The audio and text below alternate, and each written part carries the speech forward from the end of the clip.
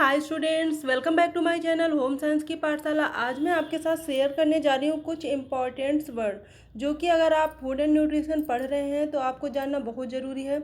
बहुत बेसिक चीज़ें हैं, बहुत नॉर्मल सी बेसिक चीज़ें हैं, ज़्यादातर लोगों को पता होंगी। पर अगर हम फूड एंड न्यूट्रिशन पढ़ रहे हैं तो मुझे ये बेसिक चीज़ें आपको बताना ज़रूरी है, इसलिए मैं वीडियो बना रही हूँ। तो वीडियो को स्टार्ट कर लेते हैं। पोषण विज्ञान का अध्ययन करने हेतु सर्वप्रथम हमें रासायनिक तत्व, अणु, परमाणु तथा यौगिक क्या हैं ये समझ लेना बहुत ज़रूरी है। ठीक है, क्या मतलब तत्व क्या है, अणु क्या है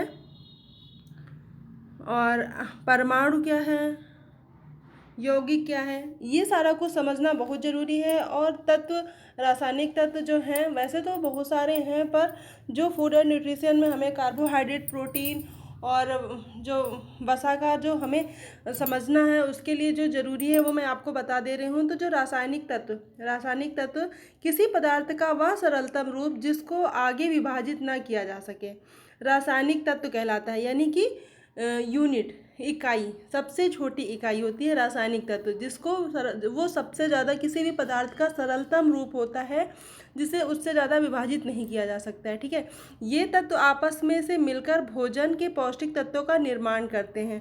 रासायनिक तत्वों को अंग्रेजी के अक्षरों से प्रदर्शित किया जाता है। ठीक है, जैसे कार्बन को C, हाइड्रोजन को H, ऑक्सीजन को O, नाइट्रोजन को N, आयरन को Fe, मैग्नीशियम को Mg।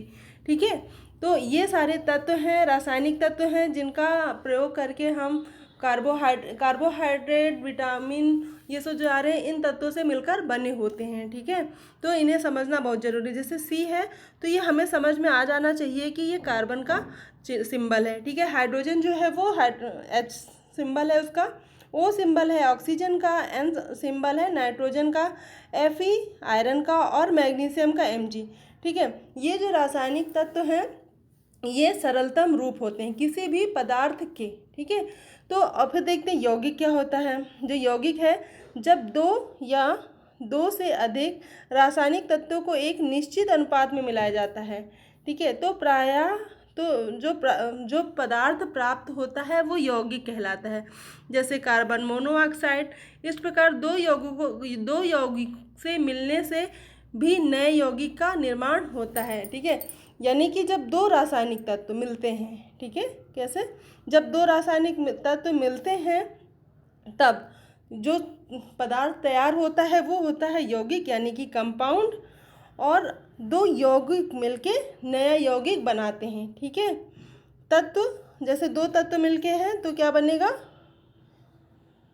दो तत्व मिलेंगे तो यौगिक, जैसे C+O मतलब CO, कार्बन मोनोऑक्साइड। तो ये क्या हुआ, C तत्व है, O तत्व है, CO यौगिक है। ठीक है, फिर दो यौगिक मिलेंगे, जैसे कि एक यौगिक है H2O, यानी जो दो रासायनिक तत्वों से मिलकर बना है ये यौगिक, और CO2 कार्बन और ऑक्सीजन के दो परमाणुओं से मिलकर बना है CO2। ठीक है, तो दो रासायनिक तत्वों से मिलकर ये यौगिक बना है, तो दो यौगिकों को मिला के नया यौगिक बनेगा, जैसे कि H2CO3 यानी कार्बोनिक एसिड। ठीक है, ये जो रासायनिक तत्वों से मिलकर यौगिक बनता है। कुल मिला के सबसे प्रथम यूनिट जो होती है वो रासायनिक तत्व होती है, फिर उन दोनों को मिलाकर जो बनता है वो यौगिक होता है, और दो यौगिकों को मिला के नया यौगिक बनता है। ठीक है, यौगिक दो तत्वों से मिलने से बने तत्व और यौगिक के मिलने से दो या दो यौगिकों के मिलने से आवश्यक है यह है कि यह एक निश्चित अनुपात में हो। ठीक है, जिस अनुपात में होगा तभी वो पदार्थ तैयार होगा। ठीक है, आगे देखते हैं। जिस रासायनिक तत्व को अंग्रेजी के अक्षर से प्रदर्शित किया जाता है उसी प्रकार यौगिकों को प्रदर्शित करने के लिए यौगिक के निश्चित अनुपात को यौगिक सूत्र द्वारा दर्शाया जाता है। ठीक है, वो सूत्रों, जैसे H2O है तो हम लोग समझ जाएंगे हाइड्रोजन के दो परमाणु, ऑक्सीजन का एक, तो क्या हो गया, ये पानी बन गया। CO2 कार्बन डाइऑक्साइड में क्या होता है, एक तत्व C कार्बन का और दो तत्व ऑक्सीजन के। तो जब आप एक तत्व कार्बन का और दो तत्व ऑक्सीजन का मिलाएंगे तभी कार्बन डाइऑक्साइड बनेगा। ठीक है, अगर आप हाइड्रोजन के दो परमाणु और ऑक्सीजन का एक परमाणु मिलाएंगे तभी पानी मिलेगा। ठीक है, इसी तरह CaCl2 है, ये सारे यौगिक हैं। ठीक है, जिस तरीके से रासायनिक तत्वों को हम अंग्रेजी के वर्डों में प्रदर्शित करते हैं, उसी तरह उसी तरह जो यौगिक बनते हैं उन्हें हम सूत्र में लिखते हैं। इसी प्रकार भोज्य पदार्थ भी यौगिक हैं, जैसे कि carbohydrate carbon plus hydrogen plus oxygen, ठीक है। वसा carbon plus hydrogen plus oxygen, ठीक है। ये वही है, पर इनका जो अलग अलग मात्रा में जब मिलाएंगे तब इनका ऐसे तत्व बनेगा, तब वसा बनेगा, ठीक है। देखो कार्बन इसमें भी है, हाइड्रोजन ऑक्सीजन इसमें भी है, कार्बन हाइड्रोजन ऑक्सीजन इसमें भी है, पर इनका जो मात्रा का अनुपात है वो अलग अलग होगा। ये हम जब कार्बोहाइड्रेट वसा और प्रोटीन पढ़ेंगे तब समझ में आएगा, ठीक है। प्रोटीन में हम एक नई चीज़ जोड़ते हैं, नाइट्रोजन। तो यहाँ पे इस तरीके से जब आता है तो एक क्वेश्चन बनता है कि कौन सा ऐसा तत्व है जो इन तीनों में शामिल नहीं है, तो उसमें दे दिए प्रोटीन। अब सिर्फ एक में प्रोटीन में आता है, दो में नहीं आता है, तो आपको कार्बन हाइड्रोजन ऑक्सीजन और नाइट्रोजन दे देंगे, तो आपको लिखना होगा नाइट्रोजन, ठीक है। प्रोटीन में नाइट्रोजन एक्स्ट्रा होती है, ठीक है। विटामिन्स भी एक यौगिक है। इसके विपरीत खनिज तत्व, रासायनिक तत्व, केमिकल एलिमेंट्स होते हैं, जैसे sodium Na, iron Fe, magnesium Mg आदि। परंतु दो खनिज तत्व मिलकर जो यौगिक बनाते हैं वह लवण कहलाता है, ठीक है। जब दो खनिज तत्व मिलेंगे, जो रासायनिक तत्व मिलेंगे तो यौगिक बनाते हैं, जो दो खनिज तत्व मिलकर जो यौगिक बनाते हैं वो लवण कहलाता है, यानी साल्ट कहलाता है। जैसे जब सोडियम Na व क्लोरीन Cl मिलता है तो सोडियम क्लोराइड NaCl बनता है, ठीक है, जो खनिज लवण है। उसी प्रकार पोटेशियम क्लोराइड भी खनिज लवण है, ठीक है। नेक्स्ट है अणु। अब अणु क्या होता है, यानी न्यूक्लियस। जिस प्रकार किसी पदार्थ का सरलतम रूप होता है, जिस प्रकार किसी पदार्थ का सरलतम रूप होता है तथा उसका विभाजन नहीं किया जा सकता, उसी प्रकार यौगिक का जो सरलतम रूप अणु है, यह यौगिक का वह सूक्ष्म कण है जिसका और अधिक विभाजन नहीं किया जा सकता है। यानी किसी भी यौगिक का जो सबसे ज़्यादा सूक्ष्म कण होगा वो अणु कहलाएगा, ठीक है। यौगिक के उस सूक्ष्म रूप में यौगिक के समस्त गुण विशेषताएं रहती हैं, ठीक है। जो वो छोटा सा पार्ट होगा, जो अणु होगा, उस अणु में यौगिक के सारे पार्ट उसमें विद्यमान होंगे, ठीक है। जैसे कि पानी है, पानी का एक बूंद अणु हुआ, ठीक है।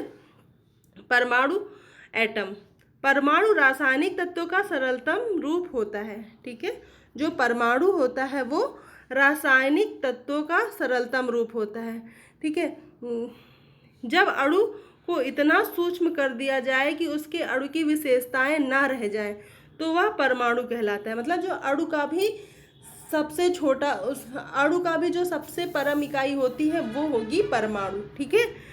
तो मतलब जो अणु को इतना छोटा कर दिया जाए कि उसका कोई अस्तित्व ही ना रहे, उसका मतलब कोई उसमें गुण ना रह जाए, तो वह जो भाग होगा वो परमाणु कहलाएगा, ठीक है।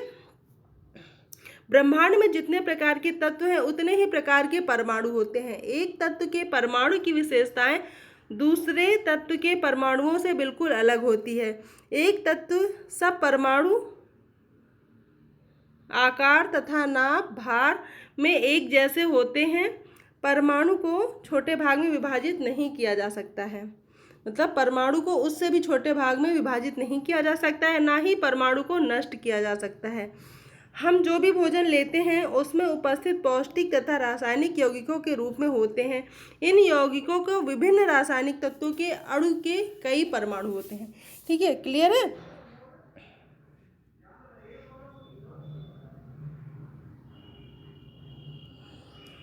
हम जो भी भोजन लेते हैं उसमें क्या होता है, उपस्थित जो पौष्टिक तत्व होते हैं तत्व रासायनिक यौगिक के रूप में होते हैं। इन यौगिकों में विभिन्न रासायनिक तत्वों के कई अणु कई परमाणु होते हैं। जैसे ग्लूकोज C6H12O6, जैसे ग्लूकोज है,